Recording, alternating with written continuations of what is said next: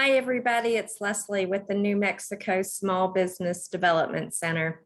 I'm here with Vic Burnaclaw, one of our certified SCORE mentors and also one of our resource partners, giving you a webinar today on planning for a successful business. I want to give you just a little bit of background on Vic. He is retired from the U.S. Department of Energy as a senior executive after filling positions in technical and administrative leadership. He started 2 small businesses in electronic security. So Vic has a lot of background in this. I also want to remind everyone that the New Mexico Small Business Development Center strongly encourages New Mexico small businesses to learn about the risks to their cybersecurity. We have a series of pre-recorded on-demand webinars on cybersecurity on YouTube, and I'm going to chat the YouTube link over to you. But for now, I'm going to turn it over to Vic. He's going to give you part 1 in a 2-part series, Planning for a Successful Business. Vic? Good afternoon, everybody. Let me start out by telling you that SBDC has a tremendous number of resources available relative to COVID-19. So if you have any concerns in this particular area, you can, by hitting these links, you can get the information on the COVID. Also, you will be receiving copies of all of the slides today, so you don't have to worry about taking rapid notes unless you want to take some that are particularly relevant to you. So we will be providing this information and all the other slides in a follow-on email. Make sure that you put your computer on mute, that your zoom ratio is on fit the window so you have full benefit of the entire set of information in large print. We'll also be using the Q&A functions, and we really invite your questions, because the point here is that it is not our presenting the information. That's irrelevant. The important part is what you get out of it. And if you don't understand it, you really need to ask the questions, jump into the Q&A at any point in time, and Leslie will be able to interrupt with the questions should they be immediate in nature. We will be taking questions also at the very end, and we're going to stay as long as necessary to answer all of your questions. So the important part is what you get out of this. So the important part is making it relevant for you. So write down your questions, preferably slide number if you can, but if not, just the general questions can be fine. The SBDC has a tremendous amount of training available. Make sure you go to the website, nmsbdc.org, and get the information on webinars just like this one here, and there's a lot of others as well. And we're going to emphasize the counseling and mentorship available to you, and the price is right because it's free.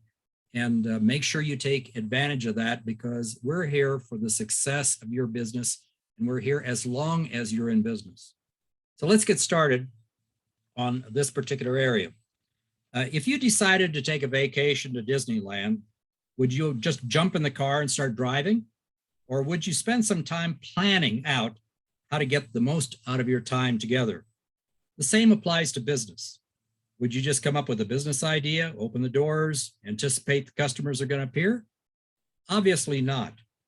Again, my name is Vic Burnaclaw, and the purpose of our time here together is to examine how you can effectively plan for a successful business. And so let's get started. You want to put this business planning into the right context in a successful business startup. So first of all, you want to plan the business by thinking through all of the parts. And there is a ton of parts, as I'm sure you're already aware of. Everything from the idea, how you sell it, the marketing, the staffing, the funding, there's a zillion ideas. So we're going to take and codify all of those, arrange those into some sort of a arrangement whereby you can understand it, follow it, change it as you're going along. So you got to think through the parts, but you also have to be able to turn that idea and those plans into a business. So today we're going to be talking about the first part, the business plan. The next time around, next week, we'll talk about how do you implement that plan and what are all of the elements associated with making sure that that plan is going to work. Okay, there are alternatives for business planning. First of all, you can do a formal business plan. And I think most of you are aware of what a formal business plan is. I'll give you an illustration. When I was in business, and we were into a number of buildings, but the last building we were in, which was over $500,000, I had to prepare a business plan for the bank to be able to get the loan. And as a result, my business plan was over an inch thick. I had a lot of appendices. It was very thick, very detailed, lots of numbers in there, and the bank loved it, just loved it. Got the money the way we went, and I'll tell you about it, but anyhow, we're still in that building. But the business plan takes a lot of effort, a huge amount of effort, and it's quickly out of date. So you'd have to update it. My problem is after I made that business plan for the bank, I put that business plan on the shelf and never did use it. Why? Because it just took too much work to build and to keep updated. I wouldn't have time enough to stay in business. But you have to make sure the benefit of a business plan, just like the alternative we're going to talk about in a minute, is you got to think through all of the elements. And those elements will mature and change as you're going along. The alternative is something called a lean business canvas. And that's what we're going to be talking about today. Lean business canvas is a simple one-page working business plan. In our case, we created like a 13-block business model canvas. The original has like 9. So we filled it out a little bit to add some, and we're going to be talking about all of those 13 blocks. But you're going to have to, it's just an aid. It's only an aid. You are the key in a business that's going to be successful. You have to think through that process, and you have to do it dynamically. That is ability to change as you're going along. And I'll give you some stories about that as we're going along. And you update it as you go. It's in a number of ways. You can write them out on the business plan, which is right here, or you can use a number of other techniques, which I'll mention. Here is a series of like the 13 blocks, and we're going to take it one block at a time. We're going to see how this all fits together. One way of keeping this information up to date is you could use Post-its and put Post-its on the various blocks. And as you're going along, pull it off, revise it. Or you can, I've seen where people will take and put it up on a whiteboard and just write on the whiteboard and just erase it as they're going along.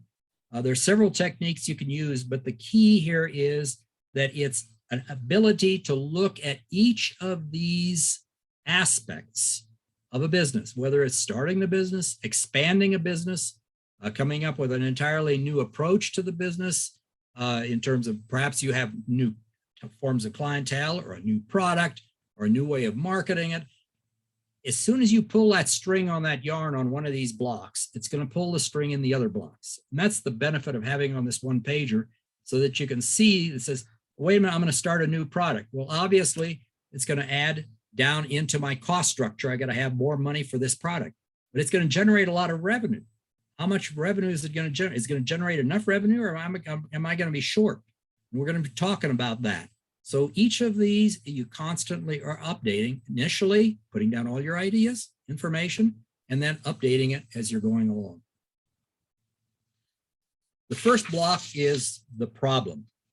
The problem in this case is not your problem. It's the problem in the mind of the customer. So we have to view it from their viewpoint. What is the biggest problem that they have? And the only way you're going to find out about that is to go out and talk to those customers. When I tell people that, they get, oh my gosh, I don't have time to do that. And I say, well, then how much time do you have if you went bankrupt? Because if you don't have customers, you don't have a business. The only way you're going to find out if you're going to have customers is what you're offering, providing them a solution to their problem. Einstein was asked a question once. He said, if there was a meteor coming to the earth and it was going to hit in 1 hour, how would you spend that 1 hour? And Einstein said, I would spend 55 minutes defining the problem and 5 minutes coming up with a solution. And our problem is that most of us end up spending too much time on the solution and not enough on defining the problem. So therefore, we need to focus on what is the problem in the mind of the customer? And that is a problem that has a lot of either pain or gain. And if something has a lot of pain or a lot of gain in the mind of the customer, you are great. You're going to be in good shape because they're going to want it, your solution to their problem. But you got to find out what is that problem. And you can only learn that by talking to the customers. The third part is you have to totally understand what that problem is before you can solve it. I got an engineering degree initially, and one of the problems I had was I came up with fantastic answers. Unfortunately, they were to the wrong problem. I didn't take enough time to understand the problem. So I learned that the hard way. But what you have to do is not only ask the customer what's the problem that I could work with you on, but you have to keep asking them additional questions because they may just give you the surface issue of, hey, I'm unhappy with this. Well, why are you unhappy with it? Well, because it doesn't work. Well, why doesn't it work? Well, it works okay, but it doesn't work in this situation. Well, what situation is that? Well, it's this kind of a situation. Well, then if I could find an answer for your problem in that situation, would you pay for it? Obviously, they say, absolutely. Good. Well, you've got your customer lined up. Now, when we go to the next block, we're going to be talking about solution. So ask those 5 whys to that root problem. When I told our people, when I was in business, our salespeople, was I said, what you're selling is totally irrelevant. Totally irrelevant. And they got very upset. Whoa, no. I said, the only thing that's important is what they're buying. Find out what the customer is buying and then sell it to them.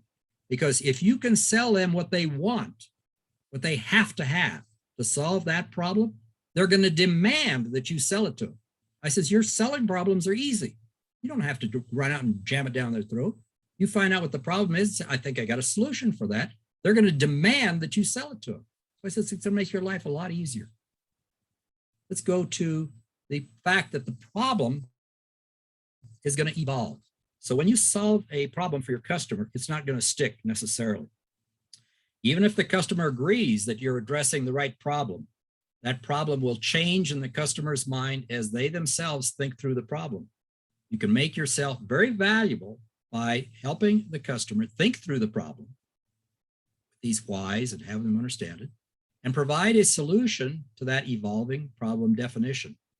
Example is, we had a problem in our companies when we started out by only selling systems, security systems. When we realized that some of the customers wanted the systems but were cash poor, we started the whole new aspect of the business by leasing systems, which satisfied the customer's needs and turned out to be very profitable. We'd have never known that without going to the customers and saying, hey, let's talk about what the issues are. And they said, hey, this is great. I just don't have the money. I said, well, if we turn around and lease you the equipment, would that solve your problem? They said, absolutely. So we created a whole new leasing division and it worked out fantastic. Solution. Obviously, you're going to get that from asking the customers, which is called a lean entrepreneurship process. We're not going to spend time talking about that because that's a whole different process. But the heart of it is talking to your customers and finding out what their problem is, and then being able to satisfy that need through a solution. What you're doing is you're constantly pivoting because you're going to come back and say, here's a possible solution to your problem. And they say, well, that's nice, but it really doesn't. I say, good. Tell me what it doesn't do, what you really need to do. Okay, can I come back tomorrow or whenever with another solution? They said, of course.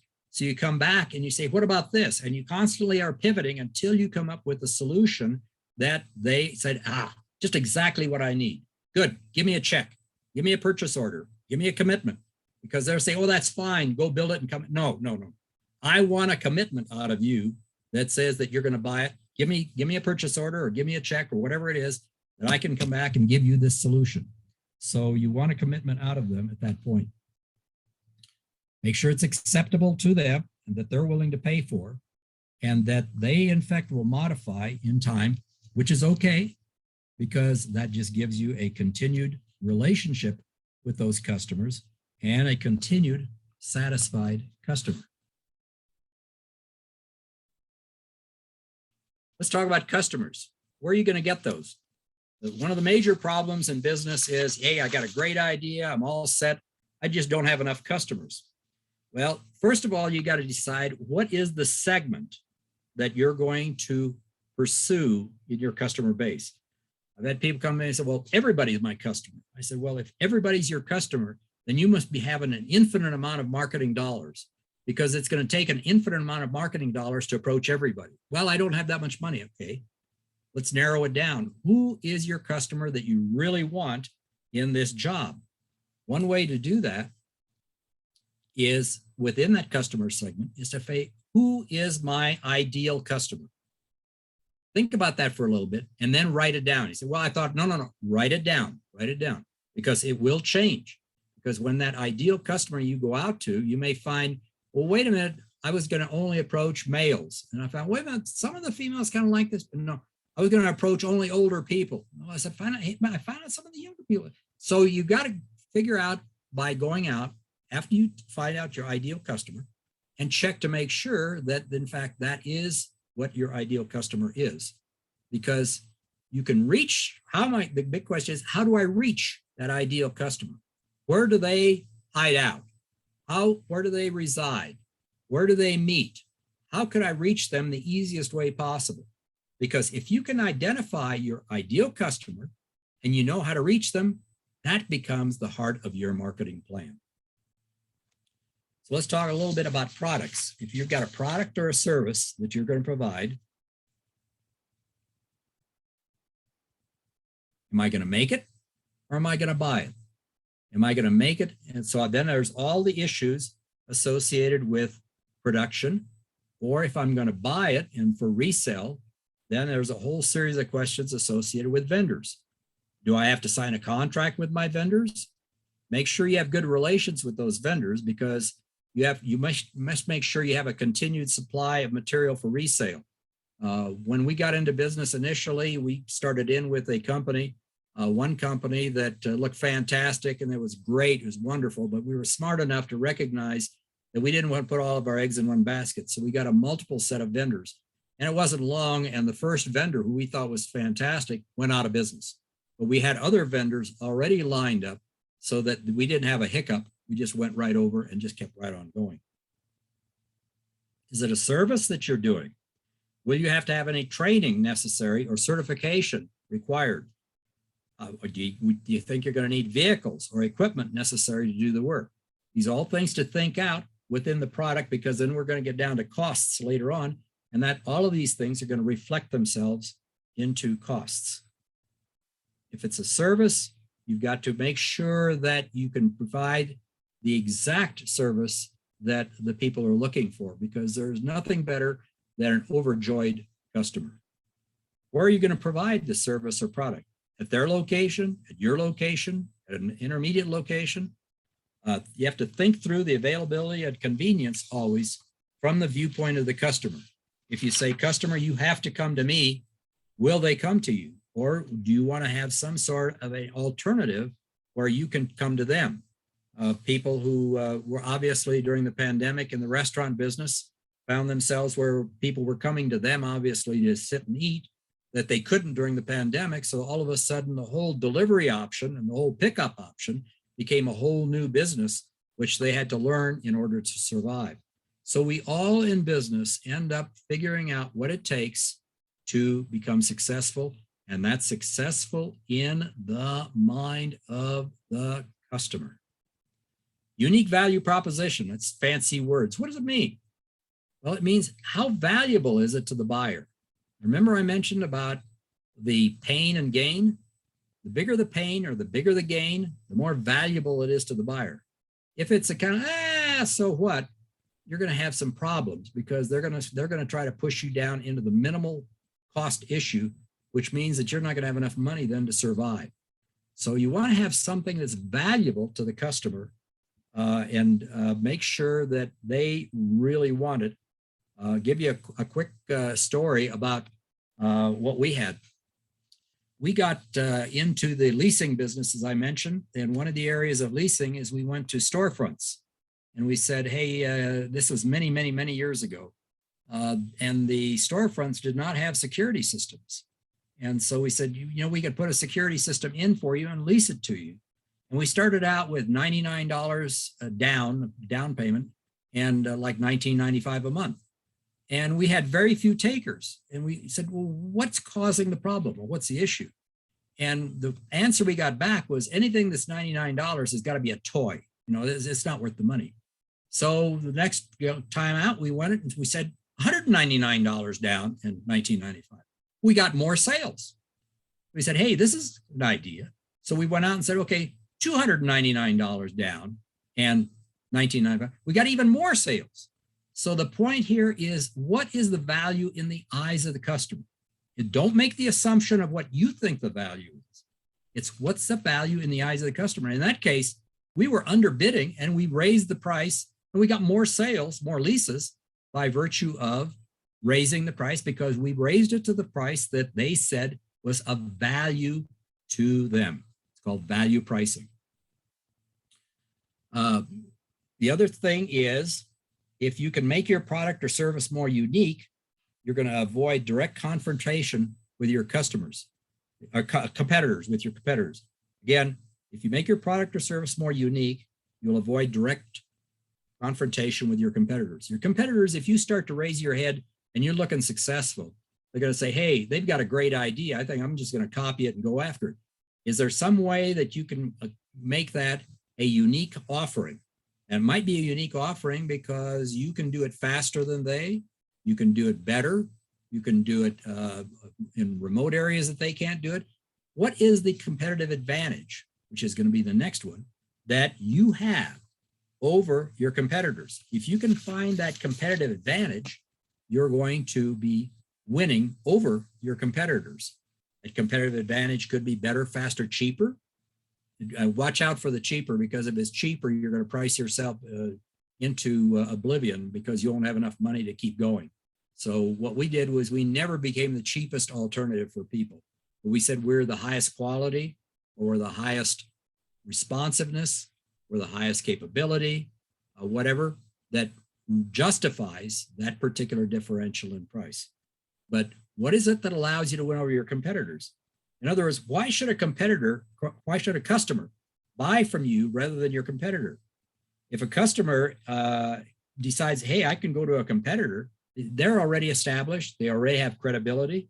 If you're starting, you don't have that credibility. In other words, you are a risk. Unless you have some competitive advantage, it might be location, uniqueness, timeliness, price, quality, ability, availability, etc. With that competitive advantage, you can win over your competitors. If you have a great idea, can you protect it? Now, some people will get to the point of having a patent. Patent is a fairly unique thing. There's a whole aspect of patents, and they're readily available. And there's some ways you can get a temporary patent, a one-year patent, very easily. And then you have the time to go ahead and file it within that 1 year for a total patent, but it can be very expensive if you want to get a patent. But most businesses don't have patents, but they can figure out other ways of protecting themselves from their competitors by some of these unique aspects that I mentioned earlier. Marketing and sales. How are you going to reach out to your customers? Are you going to do it face-to-face? Are you going to do it through some form of advertising? Could be either paper or digital, flyers, anything in the advertising regime? Or are you going to depend on word of mouth? What we found was that the face-to-face initially gets us started, and then we amplified the word of mouth. Some advertising as well, some advertising. But the word of mouth is very, very important in terms of getting them to evaluate you, getting the endorsements on your website, anything of that sort that people can relate to. They'll believe their neighbor more than they're going to believe you. They're going to believe somebody who said, this is the greatest thing since sliced bread, more than what you can. So always try to find somebody that can champion your products. Can you be a 5-star rated? Anything of that sort in terms of reaching those customers. But then you have to also close the sale. It's one thing to see, for people to say, hey, this is wonderful, this is great, super. You got to get that name, that signature on the dotted line. How are you going to do that? Is it going to be online? Is it going to be face-to-face? Is it going to be in your in your location, store location or whatever? How are you going to close that sale? But everything you're doing everything in marketing is always moving toward closing the sale, because that's the only place, like football, crossing the goal line, you're going to score the points on closing the sale. Everything up to that point is moving maybe toward the goal line, but you got to score the points if you want it up on the scoreboard, and that's closing that sale. Key resources is one of our other blocks of the 13. And there are a number of key resources that you're going to use. The most valuable of which is your time.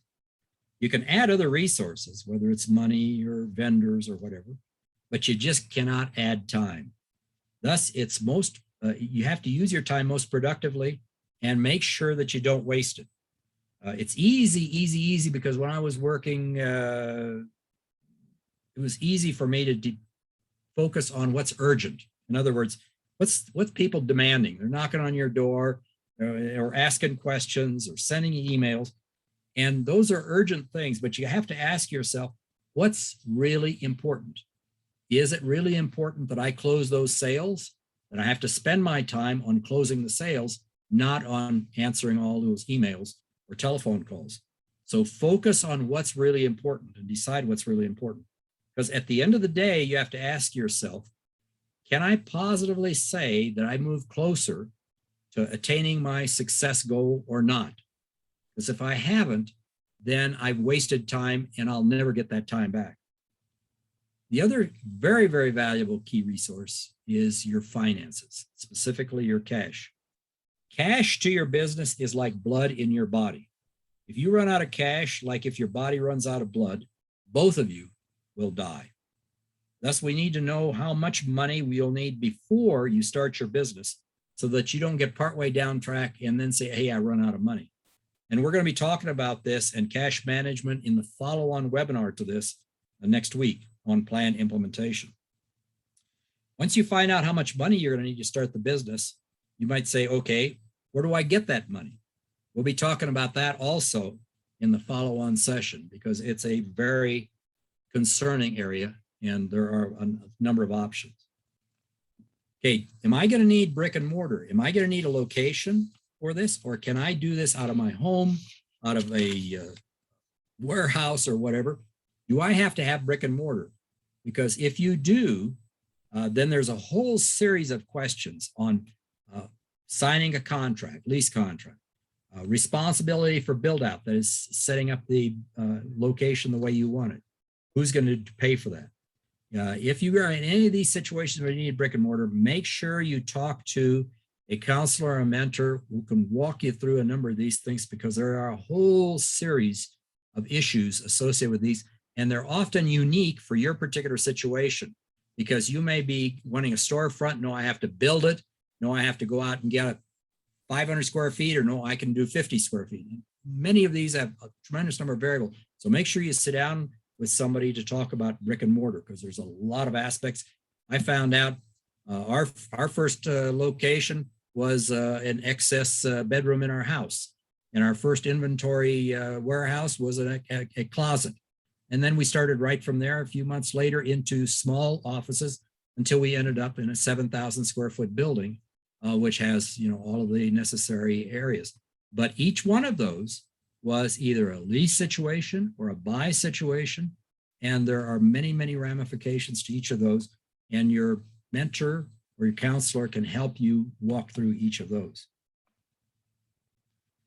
Employees. If you're going to need employees, there's a huge number of aspects to consider, such as employee selection, compensation, payroll taxes, job description, employee management. So if you go this way, again, make sure you talk to a mentor or counselor for help on employees. If you're doing it yourself, you're just starting out as a solopreneur, not an issue from that particular area. Are you going to have vendors? Are you going to need to buy material to incorporate into your product or buy wholesale for retail sales? You need to research where you can get what you want at the best price with the most reliable delivery schedule. Because if they said, hey, this is really the cheapest, fine. Can I get it when I need it? And can I get it on the terms that I want? Some vendors will actually take a startup and help you out in terms of time payments rather than just a net 30.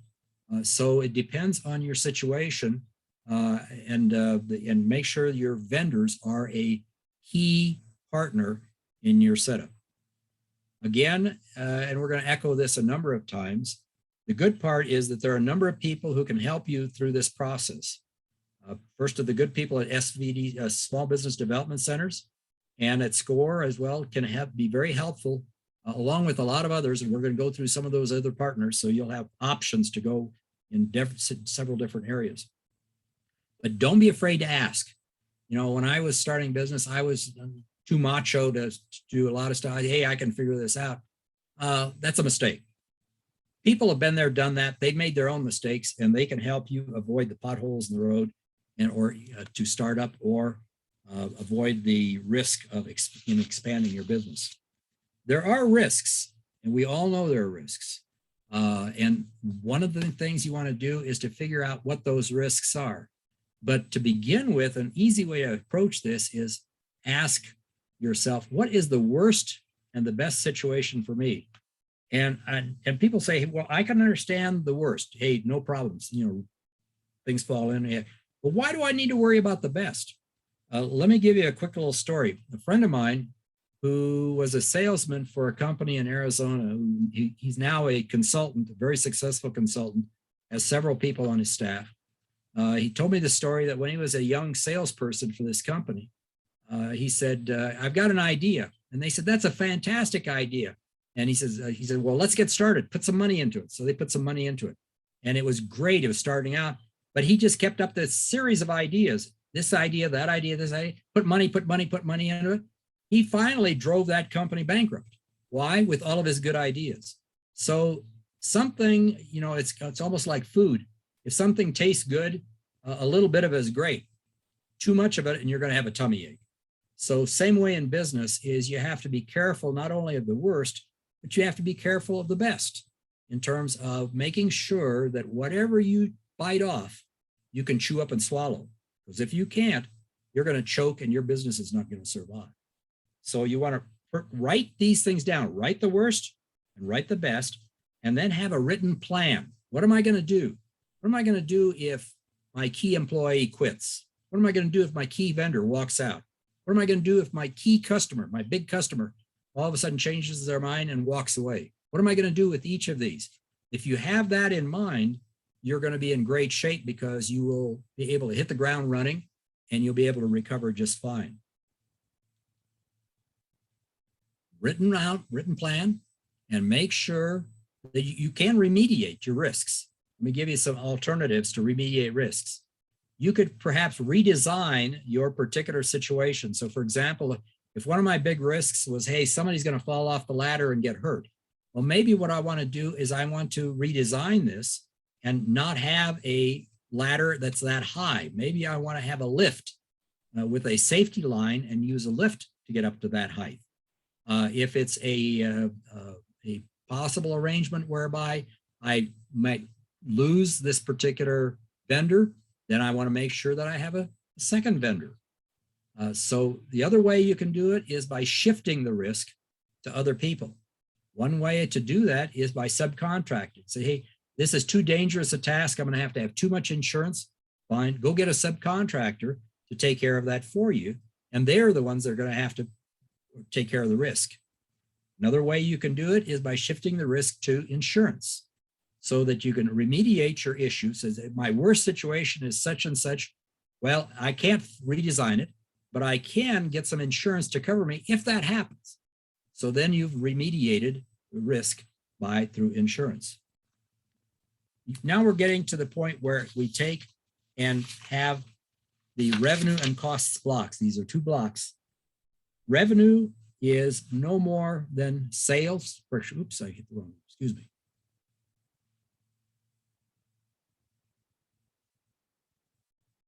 Okay. And I have to live with me for just a little bit here. There we go. Now, okay. Revenue in sales is basically the money coming in and going out. Revenue coming in, expenses going out. What's left after all of the expenses take out of revenue is either profits or loss. So if your revenue is higher than your expenses, obviously you have a profit. Your expenses are bigger than your revenue, you obviously have a loss. Recognizing that most businesses to begin with end up in a loss until they can get to break even. One way of thinking about this is to think about a barrel. The money you're going to start with the business with is money that you would put into the barrel, so you have some level of liquid in there, which equates to money. Money which goes into the barrel is revenue, and expenses is the amount that goes out. Profits increase the level in the barrel, and losses drop the level. Remember, we said never run out of cash. So that means that's the same as the barrel running dry. At that point, you're out of business because you can't pay your bills. If you can't pay your bills, nobody is going to send you anything to resell or to add to your products, and you won't be able to pay any bills, so you're dead in the water. So make sure that the liquid level of money in that barrel is at a level that assures that you can stay in business. Many businesses lose money, as I mentioned at first. It takes time to generate revenue and sales, but what you want your business to be is cash positive as quickly as possible, since you have to make up the losses out of your pocket. Because, and we did that too, when we first started our business, our level in the barrel was going down. So we had to reach into our savings and put money into the company to keep the company going. So push to keep your expenses down, get your revenue and sales coming in as soon as you can. And then in the next webinar next week, we're going to talk about calculating based on projections, how much you can have to before you can start your business, and make sure that based on projections that you're going to have enough cash in that barrel not to run dry.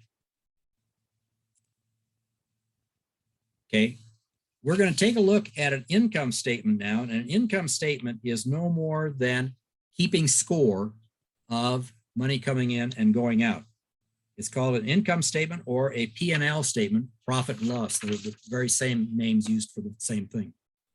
A income statement shows, as it shows here, the revenue from sales, or in this case, they had interest revenue. So here's the total amount of money coming in. Expenses, cost of goods sold. In other words, this is the cost that they put into the goods that they sold up above. Selling expenses, G&A, that's all of your utilities, insurance, telephones, computers, etc. Any interest expense and the total expense. So you take the total expense away from the total revenues. In this case, they had a total income or profit of $51,700, for which they have to turn around and pay taxes on. But this is a simplified income statement. An income statement always covers a period of time. Well, this one here is for the year ending in end of 2018. So that's the way you keep score in that process. Okay, the last one of the 13 blocks is probably the most important block, and that is, what do you really want from your business? Do you really want a big income? No, I just want a job. No, I want to have a business that I can pass on to my kids. No, I really want to do something very important for the community.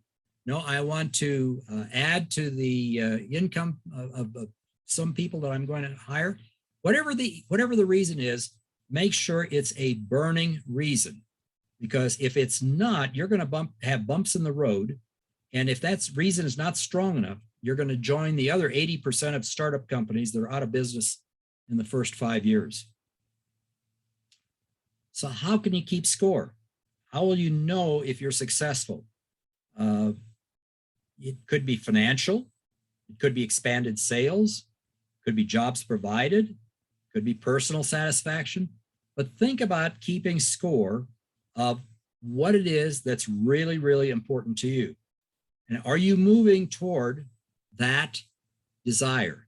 Because if you are, you're moving toward success. If you're not, then you have to ask yourself, what do I need to do to move myself more toward success? And there are a number of issues. We have to, again, ask the question, why am I not successful? And with the series of why and why and why and why, We may find out, hey, it's my lack of marketing because I don't have enough customers. No, I'm so successful, I've got too much in the way of demand and not enough money, I've got to go borrow money. So whatever it is, we find out what it is that is the critical link in the process that's preventing us from being even more successful. In business, you're going to have incremental measures of success. Hey, I just had a big sale. Or, hey, I just accomplished my quarterly goal. Or, hey, I just hired my first employee. Or whatever it is, it's an incremental measure of success. Celebrate it. Don't push yourself constantly, because otherwise you're going to end up in burnout. So celebrate your incremental successes and say, that was fantastic. Now, what's my next incremental success? The software world is now doing all of this in terms of biting off pieces of software problem and working it in modules so that they don't attack the entire software job, but increments of that software job. Same way in business, you attack increments of your success objective. And each one of them can be a success, stand on its own, celebrate those. It turns out that after you get done with these 13 blocks, and I hope these are meaningful to you, but they are meaningless unless you put that plan into action. It's great to have a plan, but a plan by itself is very sterile. But action without a plan is very dangerous. So you want to plan your process, but you have to be willing to put it into action. I'll give you a quick story. In my case, when I wanted to start a business, we ended up I had all sorts of plans arranged. Great, I had all this stuff. Did not take the step of jumping into the pool. In other words, I wanted to learn how to swim by staying dry. It's not going to happen. So what happened in our case is it was pushed by the fact that our son was laid off from a job that he had. And I told him, I said, well, you got an option. You can either go back and find another job, or we can start this business and you can be the major part of the business. And which he elected to do the latter. So my wife and son and I started these businesses and we ended up getting them up to about 30 employees, a couple million in sales. And they became his businesses. For the last several years, they're totally his businesses, and he's doing great. He was there building it, and he's continuing to build them. But I had to put that plan into action. So the same way with you, do your plan, but you got to put it into action. So what we're going to talk about in the next webinar next week is taking this plan that as homework. What I want you to do is start generating the business model canvas as far as you can. And then we're going to talk next week, okay, what do I do to actually put this plan into action? So there's where we are. We are at a stage now where you can get started with the business model canvas. If you're confused with some of this, make sure you grab a mentor or a counselor to help you with it. But if you can fill it out to initial basis, come back and we will take and talk about, okay, what am I going to do to make that reality? So I'm going to leave it with questions here. So make sure if you have any questions, enter those in the Q&A. And Leslie will take care of making sure that we answer those questions. But while you're doing that, just point out that, as I mentioned earlier, we have a number of SBA resource partners. So not only is there the small business development centers throughout the state and SCORE, which I'm a member of, but there's also WEST, a women's business center program, fantastic program down there, and they do a super job. They also have a incubator. And then for the veterans, the Veterans Business Outreach Center. Rich does a tremendous job in terms of helping veterans, and there's a whole program for veterans. So these are outstanding resource partners, and every one of them is going to can help you because they're all of us are dedicated to your success. So let me go back to this. and ask Leslie, do we have any questions? We don't have any questions yet, but I did have a question, Vic. Sure. Can we go back to the one slide that has the problem, the solution, the customer? Can we just show them again the segments? Because I'm going to be sending the follow-up email. We're going to have part Right. 2. Right. And I know you went through each one, but I think it's maybe right before this one. Okay. Yeah. Yes, this one. That one? Yeah. So Okay. can you just list the factors? Because I think it's always funny when we get homework. It's like, wait, what did he say? And we will. Okay. Yeah. What Leslie's talking about here is, in fact, going through this process for your business, whatever stage you're in. It might be just, hey, I'm thinking about a business, or no, I really have an idea, or hey, I'm already in business. Fill it out one way or the other with the problem solution all the way through here. And these will give you some reminders so you don't have to go back to my slides. So remember I mentioned the problem is the biggest problem in the mind of the customer in your area of expertise. And then how can you solve that problem? Coming up with a minimum viable prototype, or basically a sample unit in a sense, whether this is a sample solution with a product or a sample solution with a service, whatever it is. And you try that on with the customer, and you walk your way all the way through these, including, if you can do it, figure out what kind of costs I'm going to have. So if you're familiar with Excel, just generate a little Excel spreadsheet and just start listing. Okay, I think I'm going to have telephone. Okay, that's going to cost me so much. Okay, I'm going to have a storefront. Okay, that's going to cost me so. And if you don't know, just estimate, because that will give you an idea of the kind of costs you're going to have, and then what kind of revenue can I expect. And it may be, hey, I'm going to have some sales right away, or wait a minute, I've got to get the sales going, and I won't get any sales for 3 months. So we have to figure up all of our costs for those 3 months, which we'll do in the next session, of how much money do I have to start out with before I even commit to this whole thing. Because if I can't get that amount of money, then there's no sense in starting, because I don't want to get halfway down the point and find myself halfway between first and second base in baseball, and I can't score any runs because I don't have anybody up there to hit me in. So we'll do that. So this is the process of just jotting these down. You can put little stickies on these. You can use the next one down in terms of the, oops, excuse me.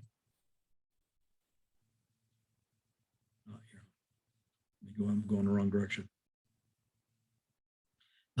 Using this in an expanded form and fill them in, lay your stickies right over the top of this one, blow it up if you want, whatever is convenient for you. But each of these elements need to be addressed, and each of them interrelate with each other. In other words, if I just have marketing and I don't have an adequate sales program in terms of getting people to sign on the bottom line, all the marketing in the world isn't going to do me any good if I can't get them to sign the contract. Or if I say, hey, in order to really make this whole thing work, I have to have 3 people helping me, or I have to have a storefront, or I have to have some vendor partners. So you're putting down the critical things here. So it's thinking, and you're being constantly rotating, doing this all the time, but each one of them relate to each other, particularly as they all relate to cost and revenue. The first one I would attack before I'd start any of this is I'd attack number 13, success. What is it that I really want out of my business? Because if I really don't know what I want out of my business, then as Alice in Wonderland says, if you don't know where you're going, any road will take you there. So you don't really need to have anything. You just jump on the car and head to Disneyland, right? Probably not. So think about what is success and how am I going to get there? And these other 12 blocks are the way you're going to get to that success. Did that adequately answer your question? Yes, it did. And you said you can use this in any phase of your business. So absolutely. Okay. If I'm going to expand, for example, I'm in business 10 years and I've decided to open up a new element, and maybe it's a a new subdivision of the company, or a new product, or a new set of clientele, or a new marketing program, whatever it is, I would grab one of these and I'd start filling it out as it relates to that new issue. So you could use these at any point in time. So my last question, and I know we're about to wrap up, but Right. Are all, and I know you said success would be a good place to start and then go back up to the beginning and go down. What if you feel like you know, you may have the success, you may have the problem, but you're stuck on some of these others? Is one seem to be more important, or they all connect together? Yeah, I would say that the filling the need of a customer, in other words, defining the problem, is the number one important thing of all of these. In other words, all of these is kind of like building out the house. The first one is, do I want to have a 1-bedroom or a 5-bedroom? And all of the paint and tile and curtains and everything on the rest of the stuff really is got to satisfy that first issue. And that first issue is not what I want for 1-bedroom or 5-bedroom. It's what the customer wants. The customer says, hey, I can't find any 1-bedroom houses, or I can't find any 6-bedroom house, whatever it is. Or I can't find a house with a bowling alley, or whatever it is. So you got to define the problem. That story I told you about Einstein. Spend the time on defining the problem. What is the problem in the customer's mind? And that you're only going to find out by talking to them. And I know that's painful. I know people don't like to do it. They say, oh, I'd rather do. You got to get out there and find out. Let me give you a quick story. I was a mentor for an organization here in town called ABQID. And they ran a incubator, and it was for high-tech people. This is for high-tech individuals who are going to start a high-tech business. And in virtually every single case, and we always follow this lean entrepreneurship approach, right after the first meeting, it's get out of the office. There is no problems here in the office. The only problems is out there where the customers are. Get out. And they would go out and talk to the customers with their ideas. And they would come back, and virtually every single one of them said, well, the idea was okay in the mind of the customer, but they wanted something a little different. They wanted, I was only making it in blue and they had to have it in red. Or I was making it for right-handers and they turned out to be a left-hander, or whatever it is. And they each modified their original perception. So if you don't modify that original perception, you're going to be out there sort of building and hope they will come. And that means high potential for bankruptcy. So to answer your question, Leslie, the most important one I would say is problem in the mind of the customer. And then secondly, can I generate a solution that they will pay for? And then the rest of this then will follow. And then all of this up in here falls down into cost and revenue. And that determines the level of liquid money in the barrel and how much you have to put in to get it started, or how much you have to put in to keep it going. And you need to know that before you get started. You don't want to get partway down track. Leslie. Go ahead. Yeah, that was good. That was really good, because sometimes you look at it and go, oh my gosh, where do I start? Right. And I know you're supposed to start in the top left, but I get it. Okay, right. Can we had a request. Can we see the slide with the partner resources again? It's near the end. Yes. And I also want to tell everyone that you will be getting a copy of this presentation sent to you, and it will have the links and all the services that you need. But let's show you that just real quick. And it's a key resource. Ask them if this is the one they were talking about. I think they are wanting the partner resources. So go, I think it's close to the very end. Okay.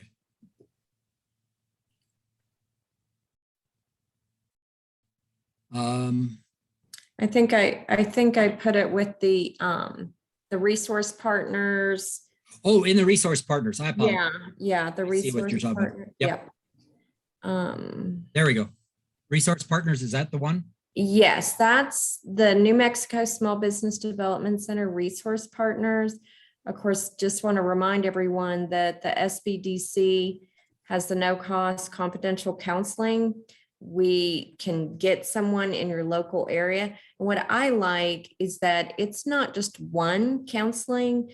We do it every step of your business. So There if you you've go. been in business for a long time, like, like Vic, you were saying, 10 years, you're just starting out, we can help you. And then all these other resource partners, of course, you can reach out to. So Right. I will send that for everybody. And I also want to remind you that this is just the one webinar that we have. We have all kinds of webinars coming up the next couple months on every state. Oh, she says, perfect, thank you. So that was what Great. she needed. Good. Good. Good. And jump on any webinar you want. If you have any problems, let me know. And Vic, do you have any final wrap up before we? No, the only final wrap up is come next week and find out how to implement the business model canvas. And there'll be a number of things in there that are bothersome to, I think, a lot of people, like, do I get an LLC? How do I set up my books? Do I need to register for something? So we're gonna handle a lot of that, along with the financial aspects of what it takes to get the business started, and as well as the implementation aspect of how do I make sure that I get this business model canvas in effect going. So we'll talk about all of those things next week.